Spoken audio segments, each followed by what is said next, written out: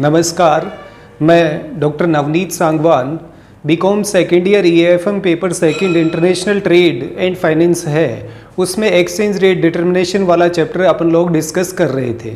उसमें कई सारी चीज़ें देख ली और finally purchasing power parity theory है उसके बारे में डिस्कस करा था, उसकी कैरेक्टरिस्टिक्स क्या क्या होती हैं और उसके अकॉर्डिंग रेट ऑफ एक्सचेंज कैसे डिटरमाइन होती है। फिर कोई भी चीज़ होती है उसके पॉजिटिव और नेगेटिव दोनों एस्पेक्ट होते हैं। मीन्स आप कोई भी थ्योरी डेवलप करते हो उसमें कोई ना कोई कमी रहती है, उस बिहाफ पे उसको क्रिटिसाइज़ करा जाता है। तो आज के इस वीडियो में हम लोग criticism of purchasing power parity theory है उसके बारे में डिस्कस करने जा रहे हैं, जिसमें सबसे पहले आता है accurate measurement of purchasing power of currency is difficult. यानी किसी भी मुद्रा है उसकी विनिमय दर या उसकी क्रय शक्ति का ठीक माप करना कठिन होता है। इसका सबसे बड़ा रीजन होता है कि जितने भी अपने पास में डेटा होते हैं, एक्चुअल में परचेजिंग पावर पैरिटी है वो इंडेक्स नंबर के बिहाफ पे डिसाइड होती है और इंडेक्स नंबर है वो पास्ट यानी भूतकाल से रिलेटेड होता है। तो उसके डेटा फ्यूचर में किस टाइप से काम में आएंगे ये सबसे बड़ी प्रॉब्लम होती है। फिर दूसरा, डिफरेंट कंट्रीज़ हैं उसमें डिफरेंट प्रोडक्ट की डिमांड है वो डिफरेंट टाइप से होती है। एक आपने जो इंडेक्स नंबर लिया है हो सकता है एक कंट्री के इंडेक्स नंबर में डिफरेंट गुड्स होते हैं और दूसरी कंट्री है उसके इंडेक्स नंबर में डिफरेंट गुड्स हैं, उनको इंक्लूड करा जाता है। इसीलिए एक्चुअल में सेम प्रोडक्ट है उसकी परचेजिंग पावर पैरिटी निकालना थोड़ा टफ रहता है। सेकंड इसमें आता है ignores the cost of transportation, परिवहन व्यय की उपेक्षा।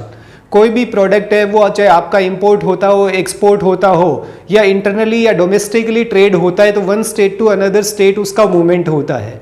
जब उसका मूवमेंट होता है तो उसमें ट्रांसपोर्टेशन की कॉस्ट है उसको इंक्लूड करा जाता है। फॉर एग्जाम्पल आज की डेट में अमेरिका है उसमें शुगर प्राइस है वो 40 रुपीज़ पर केजी है।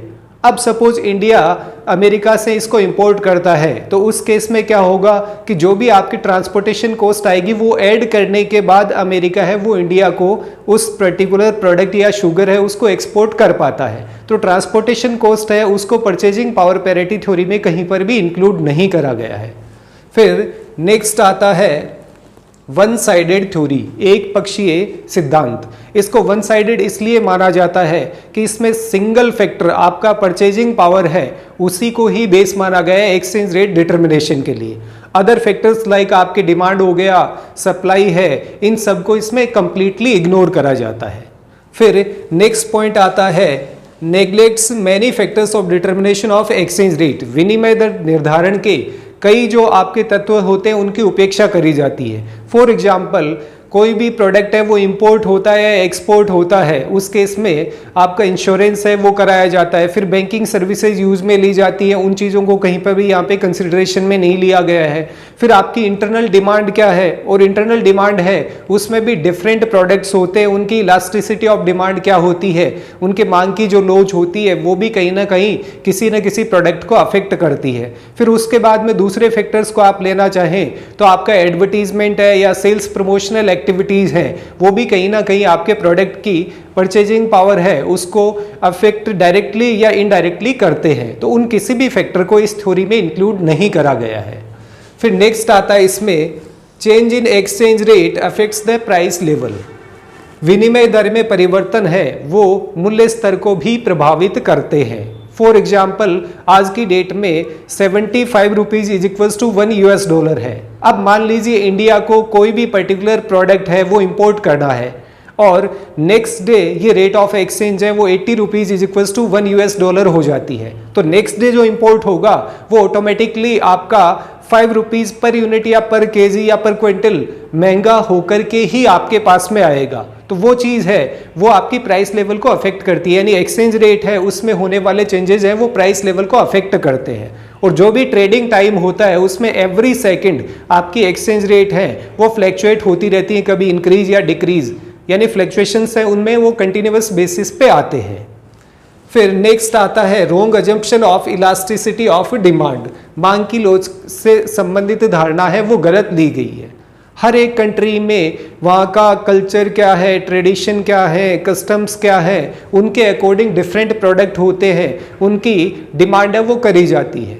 मान लीजिए इंडिया के अंदर अपन व्हीट की बात करें, इसकी जो डिमांड है वो हाईली इन इलास्टिक डिमांड है। और सपोज करें यूएसए में व्हीट का कंजम्पशन है वो कम होता है और राइस का ज़्यादा होता है, तो वहाँ पे राइस है उसकी जो डिमांड की इलास्टिसिटी है वो हाईली इन इलास्टिक आती है। अब दोनों प्रोडक्ट का कंपैरिजन है वो पॉसिबल नहीं होता है, तो डिफरेंट कंट्रीज में डिफरेंट प्रोडक्ट होते हैं, उनकी डिमांड इलास्टिसिटी ऑफ डिमांड है वो भी आपको डिफरेंट देखने को मिलती है। फिर उसके बाद में नेक्स्ट आता है pre assumption of exchange is unsuitable. विनिमय दरों को पहले ही मानकर चलना अनुपयुक्त होता है। जैसे मैं कल के जो अपना लास्ट वीडियो था उसमें परचेजिंग पावर पैरिटी के according rate of exchange determine होती है, उसके बारे में हम लोग देख रहे थे। इनिशियली हम लोगों ने अज्यूम करा था 75 रुपीज इज इक्वल्स टू $1। अब ये 75 कहाँ से आया, ये सबसे बड़ी प्रॉब्लम है। यानी इनिशियल लेवल पे स्टार्टिंग में जो रेट ऑफ एक्सचेंज डिटरमाइन होती है उसका आधार परचेजिंग पावर पैरिटी नहीं हो सकता है। फिर उसके बाद जो नेक्स्ट आता है वो है explanation of long term tendency, यानी जो आपका परचेजिंग पावर पैरिटी थ्योरी है वो लॉन्ग टर्म टेंडेंसी को बताता है। जबकि अभी मैंने इससे 2-3 पॉइंट पहले ही आपको डिफाइन करा था कि एक्सचेंज रेट है वो एवरी सेकंड, आपकी जब ट्रेडिंग टाइम होता है एवरी सेकंड वो चेंज होती रहती है। तो लॉन्ग टर्म टेंडेंसी है वो एक अलग बात हो गई। पर सेकंड या पर डे, पर मिनट, पर आवर जो आपके चेंजेस आते हैं वो भी कहीं ना कहीं इंपॉर्टेंट हो जाते हैं। नेक्स्ट इसमें आता है wrong assumption of free trade. स्वतंत्र व्यापार की जो धारणा है उसे गलत माना गया है। हालांकि WTO के एस्टैब्लिशमेंट के बाद में ये अज्यूम करा जाता है कि दुनिया में फ्री ट्रेड होगा, लेकिन उसमें भी कई टाइप के रेस्ट्रिक्शंस हैं वो डिफरेंट कंट्रीज हैं वो इम्पोज करती हैं। लाइक इंडिया को कोई चीज़ है वो इंपोर्ट नहीं करनी तो इंपोर्ट ड्यूटी को इंक्रीज कर दिया जाता है, कोई प्रोडक्ट उसका एक्सपोर्ट नहीं करना तो एक्सपोर्ट को बैन कर दिया जाता है। उन सारी सिचुएशंस में फ्री ट्रेड है वो नहीं हो पाता है, और जब फ्री ट्रेड नहीं होगा तो परचेजिंग पावर पैरिटी कैलकुलेट करना और उसको इम्प्लीमेंट करना दोनों ही गलत हो जाते हैं। नेक्स्ट आता है नेग्लेक्ट्स इन्फ्लुएंस ऑफ कैपिटल मूवमेंट, पूंजी आवागमन के प्रभाव की उपेक्षा।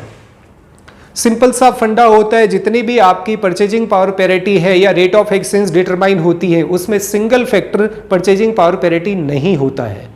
रीजन बीइंग कैपिटल की जो डिमांड होती है यानी उसका इनफ्लो और आउटफ्लो होता है, डिमांड और सप्लाई होती है, वो भी कहीं ना कहीं आपकी रेट ऑफ एक्सचेंज है उनको अफेक्ट करती है।